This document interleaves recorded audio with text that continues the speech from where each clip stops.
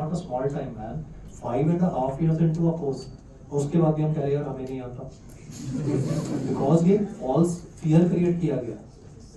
और क्योंकि मैं आपके स्टेज से निकला हूं तो मैं इसलिए बोल रहा हूँ कि भाई you need to be understanding this fact कि इकोनॉमिक्स यूनिट मेट्रिक्स क्या होते हैं, economic productivity man.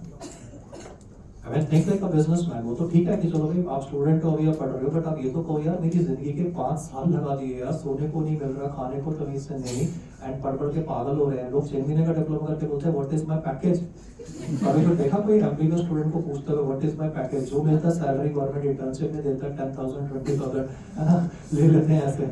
More people make more money running an Uber, right?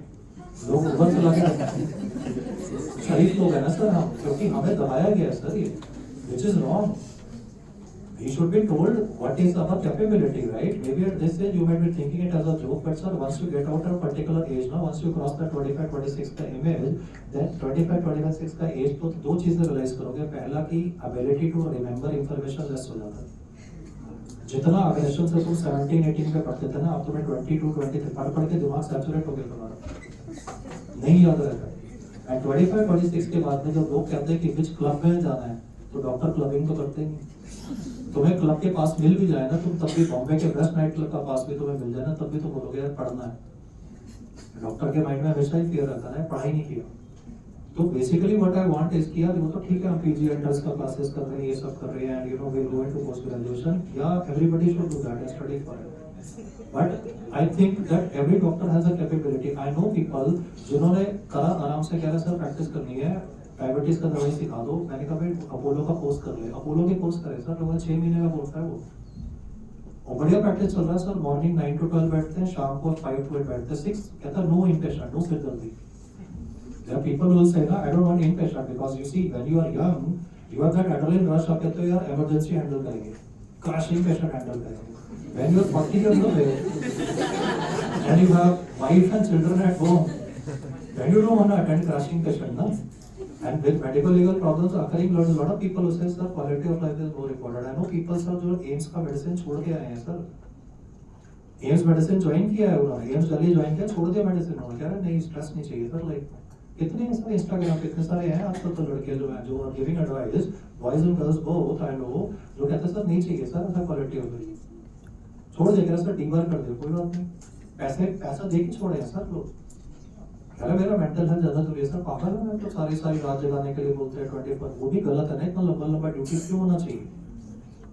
Man power बढ़ाओ ना, गवर्नमेंट को बोलो भैया और सीट्स और क्रिएट करो, उससे और लोगों को फायदा होगा, more people will get selected. Why to make a resident अगड़ाफाई 36 आवर्स 40 आवर्स तो सोने नहीं देना। This is a totally wrong environment and the wrong vibes that are happening. Sir medical tourism is booming in all countries ना। लोग Turkey में जाके बाल कराते हैं, टर्की में जाके दांत का काम कराते हैं। मेडिकल टूरिज्म इंडिया में नहीं हो सकता, खोलते ही नहीं हमारी गवर्नमेंट। अगर मेडिकल टूरिज्म स्टार्ट हो जाए सर इंडिया में, इतने सारे डॉक्टर्स है ना, सबको जॉब मिलेगा, सबको अच्छा सैलरी मिलेगा। गोरा people are very conscious about how they look, उनका टीथ कैसा है, we don't give a damn ना हाउ देयर टीथ नहीं है। गोरा people are very particular about how their teeth is and when smile is perfect और not, and botox लगवाना नहीं लगवाना है, ऑल दोस इज वो फिलर के जो इंजेक्शन है उसके लिए कोई स्पेशल ट्रेनिंग थोड़ी ना चाहिए। एमबीबीएस डॉक्टर भी तो फिलर इंजेक्शन लगा सकता है यार। तो लोकल एनेस्थीसिया इतनी बार दे लिया तो नींद में भी तो फिलर इंजेक्शन लगा हुआ है ना बोटॉक्स के। तो कॉस्मेटिक इज अगेन ना field which can be booming यार। छोटा कंट्रीज अब देखो, टर्की हो गया, वियतनाम हो गया, लोग वहां जाके करवा रहे हैं। ऑस्ट्रेलिया वाले सारे साउथ ईस्ट एशिया में जा रहे हैं, फिलीपाइंस और वियतनाम बिजनेस लेके जा रहे हैं। And I am saying the word business only because है ही यार, इसमें शर्म वाली क्या बात है। और टर्की पूरा वर्ल्ड के सेंटर में बैठा है, वो है कॉस्मेटिक का टॉप मोस्ट। कहते हैं इंडिया में नहीं आना, क्यों? इन्फेक्शन हो जाएगा क्योंकि सोशल मीडिया परसेप्शन है ना सारा। ऐसा थोड़ा टर्किश डॉक्टर कोई हमसे ज्यादा अच्छे हैं, आप देखो ना सोशल मीडिया पे उनके भी प्रोफाइल, हमसे ज्यादा बुरे तरीके से इंग्लिश बोलते हैं। फिर भी लोग बुरे लोग उनके पास जा रहे हैं ना। Dollar sir, dollar is 90 rupees ना, 90x हमारा रेवेन्यू इंक्रीज हो जाएगा sir. All government needs to do is, जो गवर्नमेंट मेरे ख्याल से करना चाहिए, simply boost up that medical tourism infrastructure. और हो रहा है, कई प्राइवेट हॉस्पिटल्स कर रहे हैं सर। मतलब शॉकिंग है, पता है यहाँ सिखाते नहीं, मर्सी नहीं होता। पता है पहली बार मर्सी जो हुआ इंडिया में, मेरा बैचमेट है, न्यूरोलॉजिस्ट है, वो यूएस में गया, मर्सी सीख के आया, उसने गुड़गांव में स्टार्ट किया। Gurgaon is the suburb of Delhi, he is now HOD neurology in Fortis, मेरा बैचमेट है।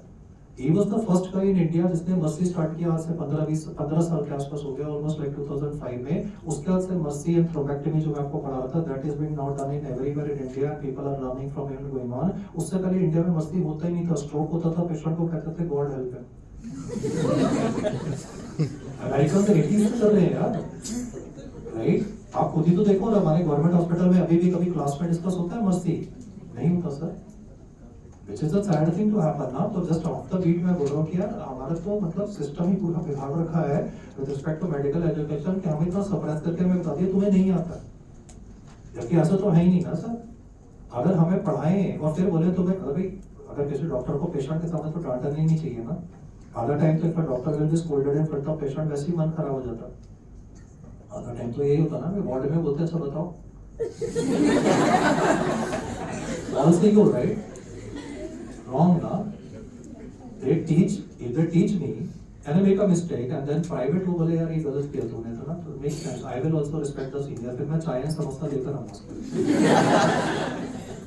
बट वो जबरदस्ती बोले कि मेरी इज्जत कर और मेरे लिए चाय और समोसा लेके, तो गलत है ना यार. तो at least as doctors I think that before we I talk about remaining thing, I think we at least you guys can change that, right?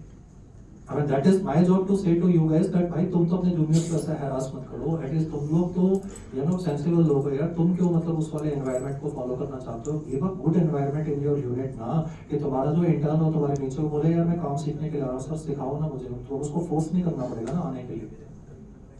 जब उसका बेइज्जती करोगे तो क्यों आएगा यार? वो फोर्स करोगे जिसको काम से, जिसको ये समझ में आ गया ना यार कि 4.5 साल थ्योरी सॉलिड करना है. और ये बात मेरा ध्यान रख लेना, जिसको थ्योरी आता है वो प्रैक्टिकल कर लेता है. अगर प्रैक्टिकल के चक्कर में कुछ नहीं होता. थ्योरी आता तो प्रैक्टिकल होता है, प्रैक्टिकल करके थ्योरी नहीं होता. तो पहले 4.5 साल respect of whichever year you are in, अपना थ्योरी स्ट्रॉन्ग कर लो, रॉक सॉलिड.